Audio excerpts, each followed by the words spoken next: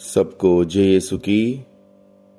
प्रभु क्रिस्त में प्यारे भाइयों बहनों, नवजीवन का संदेश इस शीर्षक के अंतर्गत प्रतिदिन का ईश्वर का जीवंत वचनों को सुनने के लिए, समझने के लिए, उन वचनों के अनुसार जीवन बिताने की शक्ति सामर्थ्य मांगने के लिए मैं आप सभी लोगों का हार्दिक स्वागत करता हूं।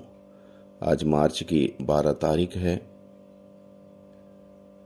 और ये मंगलवार है और आज के दिन का मुख्य संदेश है कि पाप इंसान को किस हद तक बेकार कर देता है, बर्बाद कर देता है। इस बात को ईश्वर हमें समझाना चाहते हैं, सिखाना चाहते हैं, ताकि हम सभी पाप से दूर रहते हुए पवित्रता का जीवन बिताएं, प्रभु के सानिध्य में रहें, प्रभु के प्रेम में और विश्वास में आगे बढ़ें। तो आइए आज के वचनों पर मनन चिंतन करने के लिए मैं आप सभी लोगों का स्वागत करता हूं। आज के सुसमाचार में हम देखते हैं, जो कि संत यूहन्ना का सुसमाचार अध्याय 5 पद संख्या 1 से 16 का प्रसंग है। इसमें मुख्य बात यह देखते हैं, एक व्यक्ति जब बेथसाइदा के जलकुंडे के पास पड़ा हुआ था। कितने समय तक? 38 सालों से पड़ा हुआ था। क्यों वह वहां पर पड़ा हुआ था? उस जमाने में एक प्रथा थी, जितने भी बीमार, लूले, लंगड़े, अंधे, अर्धांगी रोगी या परेशान लोग वहां पर आया करते थे। और प्रथा के अनुसार जब ईश्वर का आत्मा उस जल कुंड का जल हिलाता था, उसमें सबसे पहले जो उतर पड़ता था वो ठीक हो जाता था। इस प्रथा को मानते हुए, इस विश्वास को धारण करते हुए लोग वहां पर आते थे और लोग ठीक हो जाते थे। लेकिन यह व्यक्ति जो 38 साल से वहां पर पड़ा हुआ था, ठीक नहीं हो पाया था, जब तक कि प्रभु यीशु मसीह वहां पर नहीं आए। हालांकि उसने कोशिश बहुत की थी, बहुत प्रयास किए थे, लेकिन वह सफल नहीं हो पाया। 38 साल का समय बीत गया, लेकिन उसको कोई लाभ नहीं हुआ, कुछ हासिल नहीं हुआ। 38 साल उसकी जिंदगी बेकार हुई। और ऐसे परिवेश में प्रभु यीशु मसीह वहां पर आते हैं और उसकी मदद करते हैं। प्रभु यीशु इस व्यक्ति से पूछते हैं, क्या तुम अच्छा हो जाना चाहते हो? क्योंकि प्रभु यीशु मसीह को इस व्यक्ति को देखकर समझ में आया था, ये व्यक्ति बड़े लंबे समय से यहां पर पड़ा हुआ है और ये ठीक नहीं हुआ है। इसलिए प्रभु ने उससे पूछा, क्या तुम अच्छा हो जाना चाहते हो?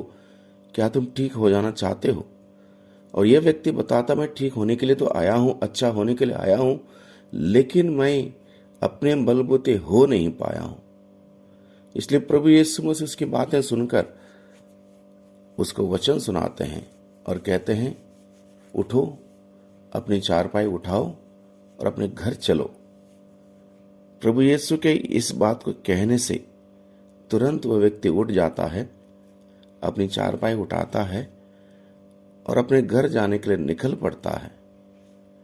इतना बड़ा चमत्कार यीशु के आने से ही हो जाता है, जो कि 38 साल से यह व्यक्ति हिल भी नहीं पाया, कुछ भी नहीं कर पाया। और यीशु के आने से ही इतना बड़ा चमत्कार वहां पर होने लगता है। और इस चमत्कार के बाद की बात बहुत ही महत्वपूर्ण है हम सबों को जानने के लिए और समझने के लिए। ये बात प्रभु हमें आज के इस सुसमाचार के द्वारा सिखाता है।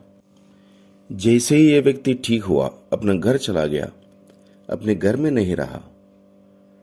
अब यह व्यक्ति तुरंत यरूशलेम के मंदिर आता है, ईश्वर को धन्यवाद देने के लिए, प्रार्थना करने के लिए, शुक्रिया अदा करने के लिए यरूशलेम के मंदिर आता है।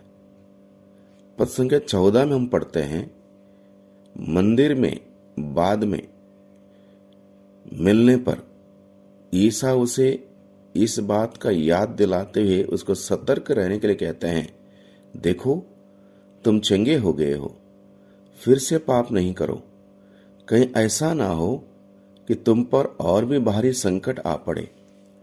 तो प्रभु यीशु मसीह इस व्यक्ति को याद दिलाते हैं कि अभी 38 साल तुम्हारे बेकार हुए इस वजह से क्योंकि तुम पाप में थे, पाप में आदतों में थे, और पाप का नतीजा तुम्हारे ऊपर इतना हावी हो चुका था, तुम बिल्कुल बेकार हो गए थे, कुछ भी नहीं कर पा रहे थे, अपने आप उठ नहीं पा रहे थे, चल नहीं पा रहे थे, कुछ भी नहीं कर पा रहे थे। और मैंने तुम पर दया की, तुमको खड़ा कर दिया, तुमको दोबारा सही किया। इसलिए तुम दोबारा पाप करने मत जाना। दोबारा पाप करोगे तो तुम्हारे पर और भी भारी संकट आ पड़ेंगे। इसलिए प्रभु उसको चेतावनी देते हैं, वार्निंग कर देते हैं, ताकि पाप से बचे रहो। इस प्रकार आज के सुसमाचार के द्वारा हम समझ सकते हैं पाप इंसान को किस प्रकार से बर्बाद कर सकता है, बेकार कर सकता है। इस बात को हम समझ सकते हैं। हम अपने बलबूते जितना भी कोशिश करें, हमें सफलता नहीं मिलेगी जब तक प्रभु हमारे जीवन में कार्य ना करता हो। इसलिए आज के दिन में हम प्रभु के पास जाएं।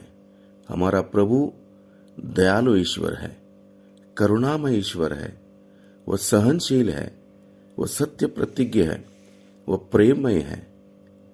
जब हम प्रार्थना करते हैं, वो हमारी प्रार्थना सुनता है, हम पर दया करता है और हमें हर प्रकार के संकट से वो बचाता है।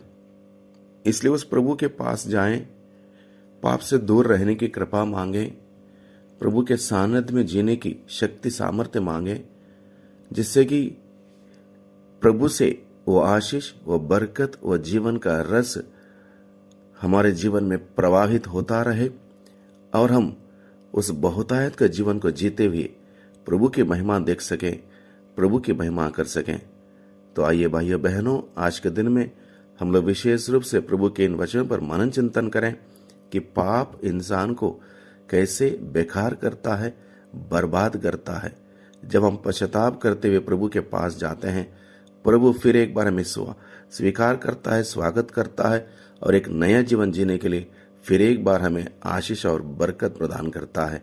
वही प्रभु हम सबों को निरंतर आशीष दें, बरकत दें। आमीन।